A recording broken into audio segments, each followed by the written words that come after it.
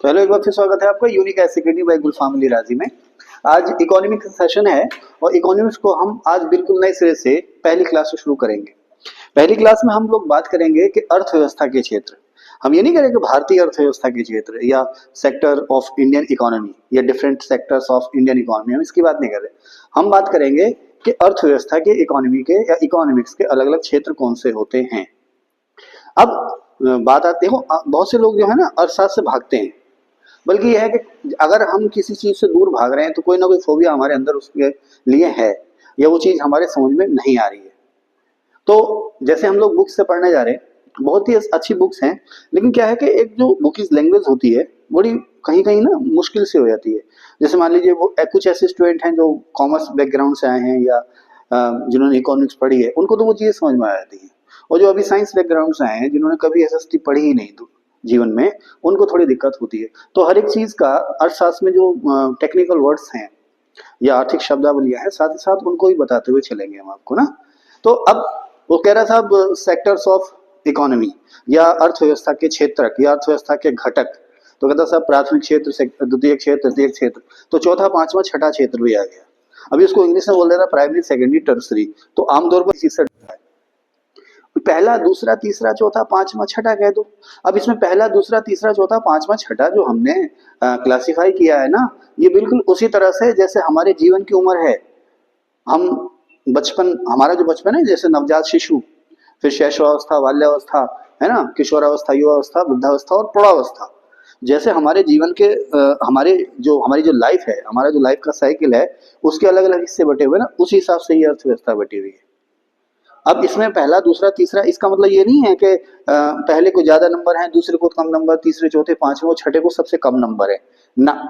जैसे जैसे जैसे जैसे हमारी जो इकोनॉमी है एग्रीकल्चर सेक्टर से सर्विस सेक्टर की ओर बढ़ती चली गई है, एग्रीकल्चर सेक्टर से सर्विस सेक्टर की ओर बढ़ती चली गई है, और जैसे जैसे दुनिया में एलन मस्क, अडानी, अंबानी नए नए पैदा होते गए, जैसे जैसे दुनिया में नए नए शाहरुख खान, सलमान खान टाइप के लोग पैदा होते जा रहे हैं, वैसे वैसे हम ये देख रहे हैं कि हमारी जो इनकम है किस सोर्स से और कितनी आ रही है, किस सोर्स से और कितनी आ रही है। उसी तरह से धीरे धीरे हमने अपनी इकोनॉमी को, अर्थव्यवस्था को अलग अलग हिस्सों में बांटा है। आप चाहे कनाडा अमेरिका चले जाइए, या भारत, श्रीलंका, इंडोनेशिया, या दुनिया के सबसे अविकसित देशों में से एक युगांडा चले जाइए, अफगानिस्तान चले जाइए, हर जगह अर्थव्यवस्था के जो क्षेत्र है यही रहेंगे। तो कहते हैं ना कि विज्ञान क्या है, जिसे सिद्ध किया जा सके, तो जो अर्थव्यवस्था के क्षेत्र है ना, इन्हें भी सिद्ध किया जा सकता है। लेकिन हाँ, जब हम जो अर्थव्यवस्था का तीसरा क्षेत्र जिसे हम कहते हैं सर्विस सेक्टर या सेवा क्षेत्र, उसको जब हम अलग से फिर बांटते हैं अलग अलग हिस्सों में, तो वहां पर आप बाल की खाल निकाल सकते हैं। तो जब हम वहां पहुंचेंगे तो उसकी बात करेंगे, ठीक है। अब अर्थव्यवस्था के क्षेत्र को आपने समझना है, तो उससे पहले आप ये देखो कि आपका, मान लीजिए मैंने जैसे यहाँ पर लिखा है ना आपके सहूलियत के लिए, आप लोग चाहेंगे तो, इतना बड़ा लिखा है मैंने, आप लोग चाहेंगे तो इसका स्क्रीनशॉट लेकर के इसको लिख भी सकते हैं और इसका प्रिंट भी ले सकते हैं। हाँ, बस ये ध्यान रखिएगा कि जब आप इसका स्क्रीनशॉट लें तो आपका जो क्या कहते हैं बाल को मोबाइल में क्या कहते हैं जिससे स्क्रीन क्लियर ज्यादा दिखाई देती है, पिक्सल्स, है ना। आपके जो पिक्सल्स हो ज्यादा से ज्यादा हो, जितने आपके फोन की क्षमता हो वो उतना ज्यादा हो, ठीक है ना। क्या कहते हैं एचडी क्वालिटी, और क्या कहते हैं बाल को, अब तुम लोग नई पीढ़ी के लोग हो ना, तुम लोग ज्यादा जानते हो इस चीज को। तो बेहतरीन से बेहतरीन क्वालिटी में आप लोग इसका स्क्रीनशॉट लेंगे या देखेंगे तो ये जो लेटर्स, अक्षर, शब्द ये आपको दिखाई दे रहे हैं, क्लियर दिखाई देंगे, ठीक है। अच्छा, जैसे अब मैं आपको मशवरा दूंगा कि आप अगर मेरी वीडियो को दोबारा रिवाइज करेंगे या आप घर में जाके इस वीडियो को रिवाइज करेंगे, तो जैसे मैं पिक्सल की बात करने लगा तो इसको आप स्किप करिए और आगे चलिए। जरूरी नहीं कि आपने मोबाइल रख दिया और आपने पूरी कहानी सुन ली है। अच्छा, वो गलत तरीका है कि आपने मोबाइल रख दिया और किचन में लगे पड़े हैं आप, है ना, मोबाइल रख दिया और सुन रहे हैं, वो तरीका अच्छा नहीं। आप वीडियो रखें, सुने, है ना, बेहतर हो कि ईयरफोन लगाएं, हाथ में कॉपी पेन लें, उसको साथ ही साथ लिखते जाएं, या एक बार सुन लें दोबारा लिखें, ठीक है, ओके।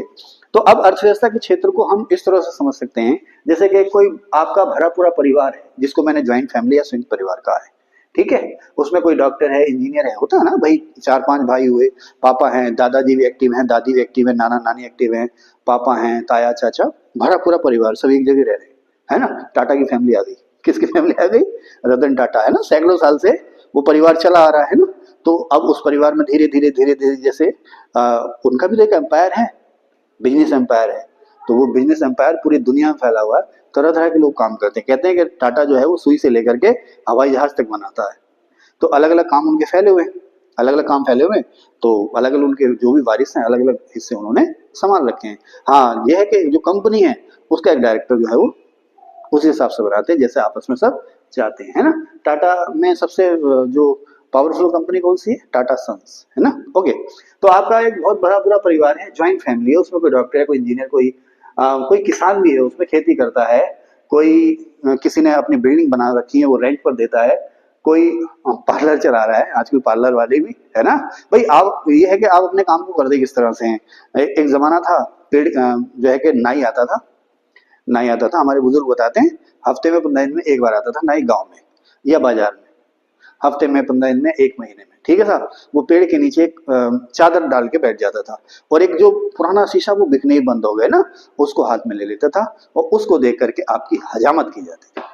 एक ही उस्तरे, ब्लेड नहीं होता था, एक ही उस्तरे से कई कई सारे लोग मूड़े जाते थे, ठीक है। अब वो दौर था, आज आप कल्पना भी नहीं कर सकते कि आप ऐसे नहीं, आप बाबा बन जाएंगे, दाढ़ी रख लेंगे, ऐसे लाइन के पास नहीं जाएंगे, है ना। अब आप जाएंगे ठीक ठाक जगहों पर, तो उसी में एडवांसमेंट आ गया। अब उसमें भी देखो ना पैसे कमाने का तरीका क्या है, इस चीज को आप स्किप कर देना, हम लोग ना ऐसे बात नहीं करेंगे तो मजा नहीं आएगा हमें। तो अब देखो पैसा कमाने का तरीका क्या है, उन्होंने मॉडल्स के फोटो लगा रखे हैं, अलग अलग तरह के हेयर कट्स वहां पर दिखा रखे हैं, आपकी फोटो खींची जाती है, कंप्यूटर फोटो खींच करके आपकी वो कंप्यूटर में अपलोड की जाती है, वहां पर एक खास किस्म का सॉफ्टवेयर है, अब वो आपकी फोटो पर अलग अलग किस्म के हेयर स्टाइल दिखाता है कि देखिए आपके फेस पे ये स्टाइल अच्छा लगेगा, आपके फेस पर ये स्टाइल अच्छा लगेगा, दिखाता है ना। फिर वो आपको कलर क्रीम वगैरह के बताता है कि देखो इस क्रीम को लगाने से ऐसा हो गया, वैसा हो गया। कुर्सियां भी उसकी आरामदायक, है ना। जैसे शुरू में क्या होता, बचपन में क्या होता था, एक कुर्सी पर नीचे क्या रख देते थे, फट्टा रख देते थे ना, और बच्चों को उससे बिठा देते बाल काटने के लिए। तुमने कटवाए बचपन में बाल, हैं? हाँ, फट्टे बैठे हो, एक कुर्सी होती थी, कुर्सी के ऊपर फट्टा, उसके ऊपर हमको बिठा दिया जाता था। अब तो चेयर आ गई, रिवॉल्विंग चेयर, है ना, अप डाउन करो, ये करो, तकनीक है, टेक्नोलॉजी नहीं कहेंगे, तकनीक है, मशीनें हैं, ओके। तो ये सारे क्रियाकलाप करने के बाद आपका बिल आता था 1,000-500 रुपये, आप भी खुशी खुशी दे के आते, बस सलमान खान लग रही हो, है। तो पैसा कमाने का तरीका है। हम तुम जैसे की बात अलग है, जब देखा कि बहुत बड़े हो गए, है ना, तो जाके बैठ गए नाई के पास, हाँ भाई छांट दे, काट दे नहीं, क्या कर दे, छांट दे, है ना। ओके, तो अब जैसे ये किससे कहानियां है ना बेटे, तो जब आप रिवाइज करोगे तब वो सुन, हाँ, जब आप रिवाइज करोगे इस वीडियो को ना, तो आप इसको स्किप कर देना, ठीक है। तो कोई पार्लर चला रहा है, कोई किसी किसी ने फैक्ट्री बना रखी है ना, और किसी ने जंगल उगा रखा है, फॉरेस्ट्री कर रहा है, किसी के पास बड़े बड़े मछलियों के तालाब हैं, है ना, कोई डंपर चला रहा है, माइनिंग कर रहा है ना, कोई डंपर किंग हो गया, डंपर माफिया हो गया, किसी की सरकारी नौकरी है, किसी की प्राइवेट नौकरी है, कोई टीचर है या कोई डॉक्टर है, इस तरह से कंबाइंड फैमिली है आपकी, ज्वाइंट फैमिली है, ठीक है। अब होता क्या है कि आप जितनी भी इनकम कमा रहे हैं अपने खर्चे वर्चे काट के वो सारा एक जगह जमा कर दे रहे हैं। परिवार का कोई मुखिया है और उसके हाथ में वो सारी इनकम रहती है। आप देखें ना, अलग अलग एरिया से, अलग अलग सेक्टर से या अलग अलग सोर्सेज से आपके घर में इनकम आ रही है ना। जमीन से भी आ रही है, प्रॉपर्टी से भी आ रही है, डंपर से भी आ रही है ना, कोई जॉब है, कोई बिजनेस है प्राइवेट, कोई गोदाम है, अलग अलग सेक्टर से आपके पास इनकम आ रही है ना। तो आप अगर आप अपने घर को, अपने घर की अर्थव्यवस्था को देखो, इकोनॉमी को देखो कि आपके यहाँ इनकम कहाँ से आ रही है, तो आप देखोगे अलग अलग सोर्स हैं, वही आपके घर की अर्थव्यवस्था की, घर की इनकम के अलग अलग क्षेत्र है। समझ गए मेरी बात। तो उसी तरह से किसी भी देश की या पूरे के पूरे विश्व की अर्थव्यवस्था को हमने अलग अलग हिस्सों में बांटा है। तो अब देखो, जैसे मैंने एक दिन क्लास में पढ़ाया था ना, प्राइमरी इकोनॉमी या प्राथमिक अर्थव्यवस्था। अब प्राथमिक अर्थव्यवस्था में आपसे क्वेश्चन आंसर करूंगा तो बड़ा टाइम लग जाएगा, लेकिन फिर मैं पूछ लेता हूँ, आप लोग चाहो तो स्किप कर देना, आगे बढ़ जाना। प्राथमिक अर्थव्यवस्था की क्या खूबियां बताई थी मैंने एक दिन ऑनलाइन क्लास में? हाँ, और हाँ, और मैंने कई सारी चीजें बताई थी कि अर्थव्यवस्था की जो प्रारंभिक अवस्था होती है उसमें ज्यादातर रोजगार, है ना, और ज्यादातर जो प्रोडक्शन होता है आपके पास वो एग्रीकल्चर और उससे जुड़ी हुई एक्टिविटीज होती हैं उससे होता है। कृषि और सहायक क्षेत्र जिसे कहते हैं ना, ज्यादातर इनकम जो है वो वहीं से आती है। और ये भी बताया था मैंने कि उसमें कृषि में भी तकनीक जो है पिछड़ी होती है, प्रोडक्शन बहुत कम होता है, और जैसे तैसे आप पेट भरने लायक, आपके देश में जो लोग हैं उनका पेट भरने लायक ही आप प्रोडक्शन कर पाते हैं। वो था हमारा प्राइमरी इकोनॉमी। वो तो क्या था, प्राइमरी इकोनॉमी, और उसमें सबसे ज्यादा हिस्सा किसका था? एग्रीकल्चर और उससे जुड़े हुए एरियाज का या सेक्टर्स का। ठीक है, उसी तरह से हम कहते हैं ना अर्थव्यवस्था का प्राथमिक क्षेत्र। तो अब अर्थव्यवस्था का प्राथमिक क्षेत्र का मतलब ये नहीं कि सब कुछ बुरा बुरा होगा। आप न्यूजीलैंड, ऑस्ट्रेलिया, डेनमार्क जैसे देशों में चले जाइए तो वहां पर एग्रीकल्चर और डेयरी वो उनकी इनकम में सबसे बड़ा रोल प्ले करते हैं, और वहां पर एग्रीकल्चर और डेयरी जो है पूरी की पूरी एक एडवांस इंडस्ट्री की तरह चलाई जाती है। समझ रहे ना? तो अर्थव्यवस्था के प्राइमरी क्षेत्र का मतलब सिर्फ और सिर्फ ये है कि मैंने लिखा भी है कि नेचुरल, इंडस्ट्री, सर्विस, क्या क्या लिखा, मींस अलग अलग सेक्टर्स, ये तो हो गया।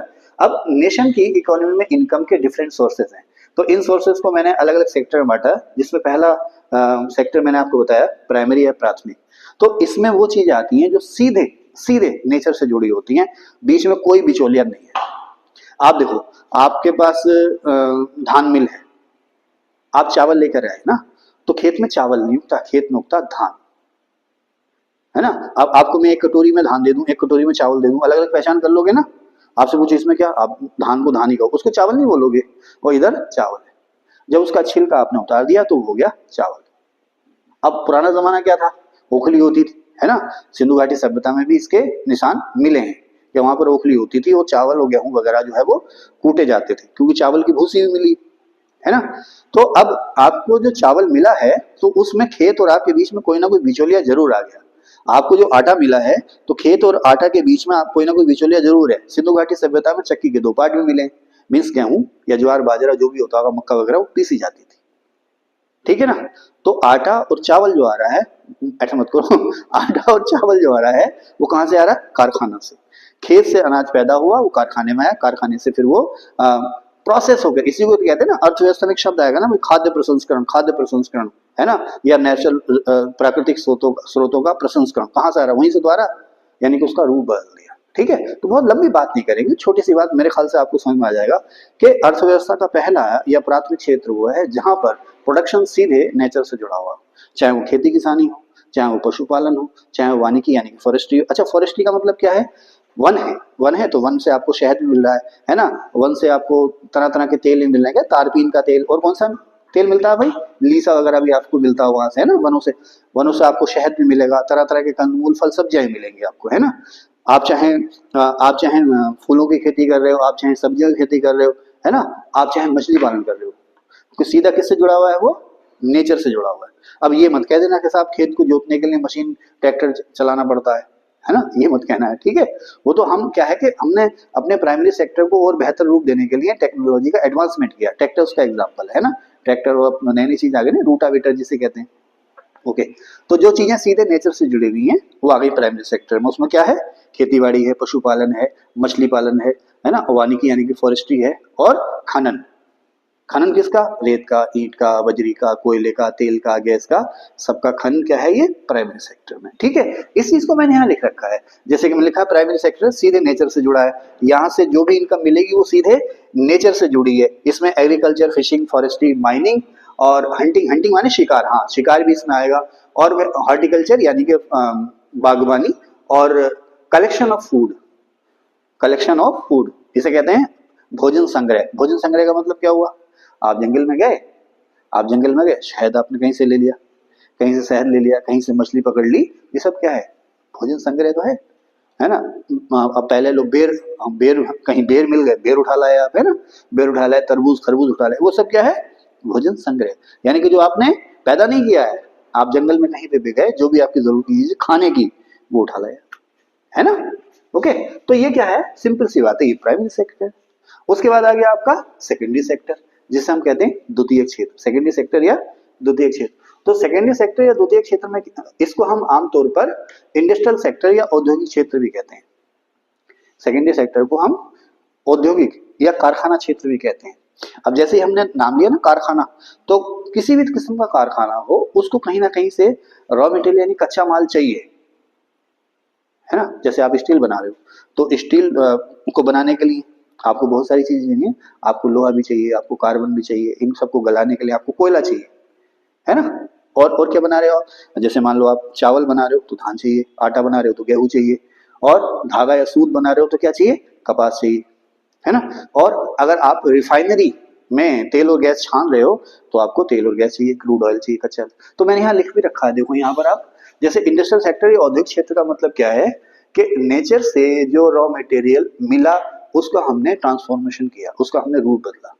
प्रकृति से जो भी कच्चा माल मिला उसका हमने रूप बदला। जैसे धान से चावल बनाया, गेहूं से आटा बनाया, कच्चा तेल यानी क्रूड ऑयल को रिफाइनरी में ले जाकर के छाना, कपास से रुई बनाई है ना, रुई से धागा या सूत बनाया, सेब से मुरब्बा बनाया, मिट्टी खोदी आपने, उसको आप ईंट भट्टा में ले गए, उसमें ईंट बनाई, पेड़ काटा आरा मशीन में ले गए, उसके अलग अलग पीस कर दिए, कोयले से आपने बिजली बनाई, कोयले से आपने स्टील भी बनाया, मछली से आपने क्या बनाया, बहुत सारी तेल और बहुत सारी दवाएं बनाई। इसी तरह से जैसे पहाड़ों में मिलती कीड़ा जड़ी, तो उससे तरह तरह के आप प्रोडक्ट बनाते हो। तो कच्चे माल का आपने जो रूप बदला वो ही कारखाना, ठीक है ना। कच्चे माल का, जैसे कॉस्मेटिक होते हैं, तरह तरह के कॉस्मेटिक होते हैं, तो जो कॉस्मेटिक बना रहे हैं कॉस्मेटिक इंडस्ट्री। तो सेकेंडरी सेक्टर को एक्चुअली हम लोग कहते हैं औद्योगिक क्षेत्र, ठीक है। तो औद्योगिक क्षेत्र की पहचान क्या हो गई कि प्रकृति से जो भी हमें कच्चा माल मिल रहा है उसका हमने रूप बदला, ठीक है, वो हो गया आपका सेकेंडरी सेक्टर, ठीक। अब उसी तरह से अब तीसरा हो गया तृतीय क्षेत्र, टर्सरी सेक्टर या तृतीय क्षेत्र। आप देखोगे ना, जैसे जैसे अब देखो ये चीजें ना एक के बाद एक, एक के बाद एक, एक के बाद एक आती है। पर आपका खेती बाड़ी अच्छी हो गई, जैसे आप देखें आजादी के बाद हमने सबसे ज्यादा ध्यान किस पे दिया, शुरुआत में खेती बाड़ी पर ध्यान दिया, फिर अनाज पैदा होने लगा तो हमने ध्यान दिया कारखानों पर, समझे ना, कारखाने धीरे धीरे डेवलप होने लगे, तो अब हम ध्यान दे रहे हैं रेल, सड़क, हवाई जहाज, बैंक, बीमा, इस पर हम ध्यान दे रहे हैं, है ना। बाद में ना बैंकों का राष्ट्रीयकरण एकदम शुरू थोड़ी कर दिया हमने, तीसरी पंचवर्षीय योजना हुआ था बैंकों का राष्ट्रीयकरण, तीसरी में चौथी में जिसमें भी हुआ हो, इंदिरा गांधी जी के, हैं जी, ठीक है, आपने जो बोला सही बोला होगा। तो तीसरी पंचवर्षीय योजना बैंकों का राष्ट्रीयकरण हुआ। तो बैंक, बीमा, रेल, हवाई जहाज, ये सेकेंडरी सेक्टर में नहीं है। पहले हमने अपना पहले प्राइमरी सेक्टर डेवलप किया, उसके बाद हमने अपने सेकेंडरी यानी कारखाना सेक्टर की तरफ को ध्यान दिया। अब हम आगे को चले, आए किस में चले, देखो जैसे कि अब मैं आपको पढ़ा रहा हूँ, है ना, मैं आपको पढ़ा रहा हूँ, ये तो मेरी एक स्किल है ना। उसी तरह से आप देखें, जो खैर इसकी बात कर लेते हैं, टर्सरी सेक्टर या तृतीय क्षेत्र का मतलब क्या है, इसे आमतौर पर हम सर्विस सेक्टर या सेवा क्षेत्र भी कहते हैं। सेवा क्षेत्र का मतलब सेवाओं का व्यापार या स्किल, आपके अंदर कोई दक्षता या कुशलता है उसका व्यापार आप कर रहे हैं। भाई एक एक जैसे आपका चश्मा है ना, इस चश्मे की नोज पिन टूट गई, आप क्या करोगे, ऐसे करके लटकाए फिरोगे ना, है ना, कैसे कैसे हो जाएगा चश्मा, नोज पिन टूट जाएगी तो ऐसे करके लटका फिरेगा, यो मुझे चक्कर आ रहा, ठीक है ना, हाँ। तो अब क्या करोगे, अब आप जाओगे टेक्नीशियन के पास, क्या वो 1 मिनट में आपको बांध के दे देगा, ना कुछ लिया ना दिया, उसके पास वो स्किल थी, है ना। डॉक्टर साहब पेट में दर्द हो रहा, डॉक्टर साहब पेट में दर्द हो रहा, है ना, डॉक्टर साहब के पास गए, डॉक्टर साहब ने दवाइयां दी, 1 डेढ़ घंटे में आप चंगे हो गए, है ना। अब तो वो जमाना खत्म हो गया, घर घर प्रेस है ना। पहले ये भी एक रोजगार था, प्रेस करने वाले होते थे मार्केट में, है ना। हमने अपने बचपन में देखा ना, गरीबी थी लोगों में, तो कपड़े फट गए तो रफू करने वाले अलग होते थे, जो टेलर है ना, जो टेलर हैं उसमें अलग से होते थे रफू करने वाले, स्पेशलाइजेशन था, है ना। और अगर पिताजी अब बड़े हो गए तो बच्चा छोटा है तो पिताजी के छोटे कपड़े, पिताजी के कपड़े जो है वो छोटे करके बच्चे के साइज में कर देना, जिसे आजकल क्या कहते हैं, एल्ट्रेशन कहते हैं ना। अब तो एल्ट्रेशन खूब फल फूल रहा है ना भाई, क्या रेडीमेड आया, अब इसको स्किप कर देना, अब ये कहानी में सुनाने लगा ना, आप इसको स्किप कर देना, रेडीमेड कल्चर आ गया। तो जो टेलर है, जो टेलर का जो व्यवसाय है उसको रेडीमेड कपड़ों ने बिल्कुल ध्वस्त कर दिया, बिल्कुल ध्वस्त कर दिया। तो कुछ टेलर फिर कारखानों में चले गए जहां पर ये रेडीमेड कपड़े बनते हैं, है ना। अब कुछ टेलर्स ने क्या किया, उन्होंने इलेक्ट्रिशियन का काम शुरू कर दिया, वो इलेक्ट्रिशियन एक्सपर्ट हो गए, क्योंकि हम लोग ज्यादातर वही रेडीमेड लाते हैं। अब आप देखो हमारा पेट निकला पड़ा, है ना, सीना धंसा पड़ा, पेट निकला पड़ा, है ना, अजीब किस्म का है ना हमारा, कि वही क्या है, 32 छोटा था 34 बड़ा था, या 34 छोटा था 36 बड़ा था, कोई साइज है ही नहीं, है ना। जब पेटू हो जाता आदमी तो उसका यही हाल हो जाता, जूता 7 छोटा था 8 बड़ा था, क्या करें, अलग ही है। तो फिर आप गए, आपने जो है कि पूरा का पूरा सेटअप देखा, हाँ ये पसंद आ गया, ये पसंद आ गया, अरे मैम आप पसंद तो कर लो, ये छोटा है, ये टाइट है, ये बड़ा है, ये नीचा है, ये ऊंचा, अरे आप पसंद कर लो, हम सही करा देंगे। तो भैया उसके पैसे वो हम देंगे, आप बेफिक्र लो, आधे घंटे बाद आके ले जाना, यही तो सर्विस दे रहे हैं ना शोरूम वाले, आधे घंटे बाद आके ले जाना। वो बात अलग है कि जो 50-100 रुपए टेलर को आपने देने इलेक्ट्रिशियन के, शोरूम वाले वो आपसे ही निकाले गए हैं। तभी तो एक कहावत बनी है ना कि तेल किलो में से निकलता है, जो चीज 500 की थी आपको 550 की बढ़ा दी, आप भी खुश, आपसे भी कमाए, और जो इलेक्ट्रिशियन वाला है ना जिसने 50 रुपए लिए, 10 रुपए उससे भी कमा लिए, 10 रुपए उससे भी कमा लिए, नहीं तो अगली बार तेरे पास नहीं भेजेंगे। समझ रहे ना? तो वो सब अल्टीमेटली निकल किसकी जेब से रहा है? ग्राहक की जेब से निकल रहा है। अर्थव्यवस्था में फाइनली जो कुछ भी निकल रहा है ना, वो किसकी जेब से निकल रहा है? तो समझदारी, ग्राहक की जेब से निकल रहा है। सरकार टैक्स अगर बढ़ा रही है, महंगाई बढ़ रही है, तो फाइनली उसका असर जो पड़ रहा है कंज्यूमर उपभोक्ता पड़ रहा है। जितने बीच में है ना बिचौलिए, सब अपने दाम बढ़ा देते हैं। अनाज महंगा हो गया तो व्यापारी ने दर बढ़ा दी, कूटने पीसने वाले ने दर बढ़ा दी, सब ने अपनी अपनी दर बढ़ा दी। फाइनली खरीदा किसने? हम आपने। तो आम आदमी, जिसको हम कहते हैं ना आम आदमी, तो हर चीज की मार जो है वो आम आदमी पर पड़ती है। आप हवाई जहाज सस्ते कर दो, हार्ले डेविडसन सस्ते कर दो, उससे हमें क्या लेना देना? हम कौन से हवाई जहाज में बैठ रहे हैं या खरीद रहे हैं? हार्ले डेविडसन खरीद रहे हैं ना। ओके, तो हाँ मैं क्या कह रहा था, तो अब एक्चुअली टेरिसरी सेक्टर में वो चीजें आएंगी कि आप किसी को कोई, आप किसी खिदमत कर रहे हो, सर्विस दे रहे हो उसको, कोई फैसिलिटी दे रहे हो, ना कुछ खरीद रहे हो ना कुछ बेच रहे हो। ध्यान रखना, जहां खरीद बिक्री हो गई वो चीज टेरिसरी सेक्टर से बाहर हो गई। इसका एक अपवाद भी मैं अभी आपको बताऊंगा कि जहां खरीद बिक्री हो गई वो चीज टेरिसरी सेक्टर से बाहर हो गई। समझ रहे ना? देखो प्राइमरी सेक्टर क्या हुआ? ये जो भैया ने अच्छी सी घड़ी पहन रखी है ना, तो इसके लिए नेचर से कोयला लोहा का खनन करना, ठीक है। सेकेंडरी सेक्टर यानी कारखाना सेक्टर क्या हुआ?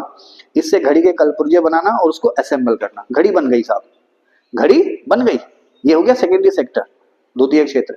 कारखाने में घड़ी तैयार हो गई, अब वो घड़ी आ गई, पहले थोक विक्रेता के पास आई, उसके बाद भी वो रिटेलर के पास आ गई। आपने शोरूम में गए, आपने घड़ी खरीदी, वो है कॉमर्स। एक ना आप लोग बी कॉम कर लिया, आपने क्या कर लिया? कॉमर्स से आपने बी कॉम कर लिया, बुझ लेना सर आपने क्या किया? बीए, किसी ने बीएससी, किसी ने बी कॉम। तो बीए वाले से पूछो कि तुमने क्या किया है? बीए किया। बीएससी वालों से पूछो, बीएससी। और किसी ने ऑनर्स कर लिया हो तो बीएससी ऑनर्स, है ना। तो बी कॉम वाला जो बीच का है वो ना बहुत धीरे से ना बहुत जोर से कहता बी कॉम। या तो उसने बचपन से ही कहीं और जाने की ठान रखी हो कि मैं साहब क्या होता है कॉमर्स करके आप लोग क्या कहते हो? सीए बनेंगे, कंपनी सेक्रेटरी बनेंगे, पता नहीं क्या क्या। जैसे एलएलबी करने वाले लोग सपना देखते हैं ना, एपीओ में जाएंगे, जज बनेंगे, ये बनेंगे, वो बनेंगे, लास्ट में वकील बनेंगे काला कोट पहन के। सुन लो वकीलों, मैं वकीलों का मारा हुआ हूँ है ना। और फिर ठगेंगे क्लाइंट्स को, फिर ठगेंगे क्लाइंट्स, वहां ठग नहीं पड़ता, फिर कार ले ली, मकान बना लिया, उसकी किस्तें हैं, फिर ठग नहीं पड़ेगा। दिख रहा है कि केस में कोई जान नहीं है, अरे हाँ 2 तारीखों में जिता दूंगा तुम्हें, कहाँ थे? हाँ तो वो फिर अब जो बीए नहीं करना चाहते हैं ना, वो चले जाते हैं कॉमर्स में, बी कॉम कर लेते हैं, क्योंकि उनको पता ही नहीं होता। बी कॉम एम कॉम कर लिया, उन्हें पता ही नहीं वाणिज्य क्या है। वाणिज्य का मतलब है इधर का माल उधर, उधर का माल इधर। घड़ी लाया, अपना कमीशन लगाया उसमें और बेच दी। भाई जो दुकानों पे आप जा रहे हो, दुकानों में शोरूम में जो आप माल खरीदने जा रहे हो, वो बना थोड़ी रहे हैं, वो कहीं और से ला रहे हैं माल और आपको बेच दे रहे हैं। बीच में क्या कर रहे हैं? वो कमीशन। उनको हम सही अच्छी भाषा में कहते हैं कमीशन एजेंट, और आम भाषा में क्या? दलाल। तो ये जो है ना, ये आएगा सर्विस सेक्टर में। किसमें आएगा? ये जितनी भी फुटकर दुकानें हैं ना, माल वाल हैं, अगर आप अर्थव्यवस्था के क्षेत्रों को बांटो ना, प्राइमरी सेकेंडरी टर्सरी में, तो ये टर्सरी सेक्टर में फिट होते हैं। किसमें? कमीशन एजेंट में। कमीशन एजेंट में आप लोग अक्सर ये सोचते हैं मंडियों में कि ये अनाज, ये फल सब्जी खरीदी और किसी दूसरे को बेची ना, वो तो है ही है, ये भी कमीशन ही तो है। समझ रहे ना? तो मैं घड़ी खरीद लाया, है ना, तो वो भी टर्सरी सेक्टर में आएगा। उसके बाद मेरी घड़ी खराब हो गई, तो मैं भैया के पास गया, इन्होंने मेरी घड़ी संभाल दी। कुछ खरीदा बेचा थोड़ी हमने, कुछ भी नहीं, है ना। हाँ तो मैं बात कर रहा था, प्रेस करने वाले होते थे, रफू करने वाले होते थे अलग से ना, कपड़ा धोने वाले होते थे, वो तो अब तक चले हैं। तो आप गए, अपने अपना कपड़ा धुलाया, ले आए, प्रेस कराए, ले आए वापस, रफू कराया, वापस ले आए, एल्ट्रेशन कराया, वापस ले आए। वो क्या हो गए? उसने सर्विस दी है। आप मेरे पास आए, मैंने आपको पढ़ाया, डॉक्टर के पास गए, वकील के पास गए, वकील ने कुछ खरीदा बेचा थोड़ी है, आपको क्या दिए? सर्विस दी है ना। आप रेल में बैठे, हवाई जहाज में बैठे, बस में बैठे, ट्रक में बैठे, इधर से उधर गए, कुछ खरीदा बेचा थोड़ी है, सर्विस दी है। आपको कोई साहब ट्रक वाला तो माल बेच के आ रहा है ना, वो शिमला से सेब भर के चला, वो लखनऊ पहुंच गया ट्रक, है ना, उसने वहां से माल उठाया और वहां बेच दिया। बीच में क्या था? वो मध्यस्थ था, दोनों के बीच व्यापार में क्या था? वो मध्यस्थ था। उसने सर्विस दी है। क्या सर्विस दी है? आपका माल उठा के उधर को वहां ले गया। तो इसको क्या कहेंगे? ट्रांसपोर्टेशन या परिवहन। तो ट्रांसपोर्टेशन में यात्री परिवहन भी आएगा और माल परिवहन भी आएगा, है ना। और एक होता है कम्युनिकेशन यानी कि संचार। तो radio, TV, television, press, media, ये सब क्या है? संचार है। आप अखबार पढ़ते हो, हालांकि अखबार आप खरीद रहे हो, है ना? अखबार आपने खरीद कर, देखो यही तो कहा था ना शुरू में ही कि इसमें भी आप बाल की खाल निकाल सकते हो। हालांकि आप अखबार खरीद रहे हो, तो इसमें तो कहोगे साहब आपने तो अखबार खरीदा, ठीक है ना, आपने खरीदा, है ना, कहीं से छपा हुआ, जो आपको बेच के गया है ना, जो आपको बेच के गया है, उसने नहीं बनाया वो तो बिचौलिया था बीच में। वो क्या हो गया? दलाल, व्यापारी, है ना, दलाल या व्यापारी, कहीं से छपा, उसने थोक में खरीदा और आपके यहाँ वो डाल दिया। एक्चुअली वो आपको सर्विस दे रहा है ना। तो जो इसके अलावा ये जो लाइव टेलीकास्ट आजकल आप देख रहे हो, कल भारत पाकिस्तान का मैच हुआ ना, लाखों करोड़ रुपए का कारोबार हुआ, तो ये क्या है? ये सब सर्विस है, तरह तरह का एंटरटेनमेंट है, ये सब सर्विस है। बैग की चेन लगा लो, कुर्सी संभलवा लो, क्या कर रहे हैं ये? सर्विस दे रहे हैं, है ना। तो इसको हम कहते हैं टर्शियरी सेक्टर या सेवाओं का व्यापार। इसमें बहुत सारी चीजें आती हैं। ट्रांसपोर्टेशन यानी कि परिवहन, यानी कि रेल, बस, टैक्सी। एविएशन यानी कि उड्डयन, hotel, restaurant, dhaba, cinema, parlour. Communication यानी कि संचार, डाक, तार। स्टोरेज यानी कि भंडारण या गोदाम, आपने किसी का माल अपने गोदाम में रखा, उससे किराया लिया, तय समय पर ले गया, ठीक है। बैंक, बीमा, रियल एस्टेट। रियल एस्टेट का मतलब जैसे आजकल चल रहा है ना, थोड़ा सा पैसा आया, क्या काम कर रहे हो? प्रॉपर्टी डीलिंग कर रहा हूँ। हाँ, होता है ना, बाईपास पे जमीन आ गई, है ना, किसी, ओ तुम्हारे पापा जी भी करते हैं, नहीं वो तो बहुत बड़े कारोबारी है। बाईपास पे जमीन, वो हंस रहा है पीछे, बाईपास पे जमीन आ गई, है ना, कहीं से रेलवे लाइन गुजर गई, वहां से जमीन आ गई, रिंग रोड आ गई, हो गया ना। बाप दादा ने जो जमीन बचा रखी थी सदियों से, आ गई बाईपास पे, है ना, या बाईपास के किनारे आ गई। बाई जब सरकार ने अधिग्रहित की तो वो तो हमारी मजबूरी है, मुआवजा लेके हमें वो सरकार को देनी पड़ेगी। उसके बगल में ये नहीं सोचेगा वो ढाबा मैं बना लूं, जिससे कि मेरी आने वाली 7 पुश्तें इसको खाती रहें, है ना, जल्दी से बेच देगा उसे। अरे करोड़ रुपए मिल रहे हैं, करोड़, 30 लाख रुपए मकान पे, 20 लाख रुपए इसकी शादी पे, 30 लाख रुपए उसकी शादी पे, बचे 20 लाख, क्या कहूँ, है ना। एक गाड़ी खरीदी और हो गए प्रॉपर्टी डीलर, एक तमंचा रख लिया है ना, किसी को मार मोड़ दिया, सब खत्म। समझे साहब? पैदल, ये है एक सामाजिक समस्या है ये। जिसकी जमीनें आई हैं आसपास, धीरे धीरे सबने, समझ गए ना। हाँ, तो कहाँ थे? तो इसको हम कहते हैं रियल एस्टेट। रियल एस्टेट का मतलब क्या है? जैसे हिंदी में क्या कहते हैं रियल एस्टेट को? स्थावर संपदा। मकान, दुकान, जमीन, जो कुछ भी चीजें हैं जो स्थायी एक जगह से दूसरी जगह जाती नहीं है, चलती नहीं है ना, उनको हम कहते हैं स्थावर संपदा। आमतौर पर इसको लोग जमीन, मकान, दुकान ही कहते हैं, है ना। इसका कारोबार करना, देख ना, जैसे आम भाषा में क्या कहते हैं, एक कॉलोनी इधर कट गई, एक कॉलोनी इधर कट गई, पता नहीं कहाँ कहाँ से आ रहे हैं पैसे, लोग साहब करोड़ करोड़, 2-2 करोड़, 3-3 करोड़ के प्लॉट खरीद रहे हैं, सरकार की नजर में आ ही नहीं रही है, पता नहीं कहाँ से खरीदे जा रहे हैं प्लॉट, है ना। तो इसको क्या कहते हैं? रियल एस्टेट का कारोबार या स्थावर संपदा का कारोबार। भवनों का स्वामित्व, जैसे हम लोग कोचिंग चला रहे हैं यहाँ पर किराए के मकान पे, है ना, तो हम मकान मालिक को किराया दे रहे हैं, ठीक है। एक्टर है, डॉक्टर है, आईटी, आईटी माने इंफॉर्मेशन टेक्नोलॉजी, यही लैपटॉप, कंप्यूटर, इंटरनेट, जो कुछ भी है सब इसी में आएगा। और क्या है? कंप्यूटर है, बहुत सी कंपनियों के सीईओ हैं, लोक प्रशासक है, सब किस में आएंगे? ये टर्शियरी सेक्टर में, तृतीय क्षेत्र में आएंगे, जिसको आमतौर पर हम क्या कहते हैं? सेवा क्षेत्र। अब मैंने यहाँ लिखा, लेकिन ये जो आपका टर्शियरी सेक्टर है, इसको हमने आगे बहुत से हिस्सों में बांटा है। इसका आगे हमने क्लासिफिकेशन किया। कैसे क्लासिफिकेशन किया है? टर्शियरी सेक्टर को ही हमने आगे बांटा, प्राइमरी और सेकेंडरी सेक्टर को नहीं, टर्शियरी सेक्टर को ही हमने आगे बांटा। कैसे? अब लिखा हमने चौथा सेक्टर। क्या होता है? ऐसे काम जो आप कभी भी, कहीं भी, किसी भी हालत में शुरू कर सकते हो, है ना। खड़े होकर डांस दिखाने लोगो, अफ्रीका चले जाओ, देखने जाएंगे कोई नहीं, डांस दिखाने लोगो आपको वहां की लैंग्वेज बट आनी चाहिए। अच्छा, वहां की आपको लैंग्वेज भी नहीं आती है तो आप बस सांकेतिक भाषा में, अब पहले थी नहीं मूक फिल्में या चार्ली चैपलिन की फिल्में देखो, उसमें कोई भाषा थोड़ी होती थी, पूरी दुनिया उनकी फिल्मों को देख के हंसती है ना। तो कला है, आपकी कला संवादों की मोहताज है या नहीं है, वो आप पे डिपेंड है ना। आपकी कला, जैसे भी आपने छावा फिल्म देखी ना, तो उसमें जो मामा बने हुए, जो लास्ट में जिनकी डेथ होती है, तो उनके डायलॉग बहुत कम है, बस उन्होंने आंखों से ही, हाव से ही एक्टिंग की है ना। हाँ, चले आगे। तो ऐसे ऐसे काम धंधे जो आप कहीं भी, किसी भी हालत में शुरू कर सकते हो।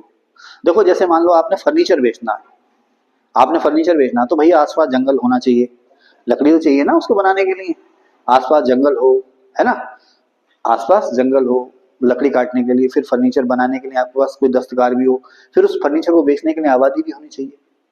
तो भाई इसके लिए तो आप मोहताज हो। जैसे हमारे यहाँ देखो जसपुर में, नगीना में, इधर फर्नीचर इंडस्ट्री सहारनपुर में डेवलप है काफी, तो आसपास के जंगलों को उजाड़ दिया इन लोगों ने, काट लिए, चोरी कर करके ले गए सब, है ना।